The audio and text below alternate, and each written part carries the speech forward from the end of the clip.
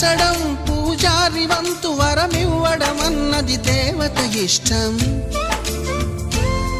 ప్రేమించడం ప్రేమికుడి వంతు కరుణించడం అన్నది ప్రేయసి ఇష్టం.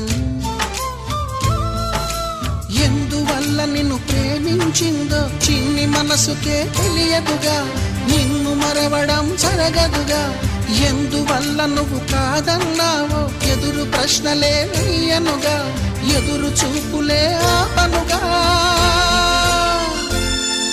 ఏనాటికో ఒకనాటికి నీ ప్రేమ సాధిస్తా.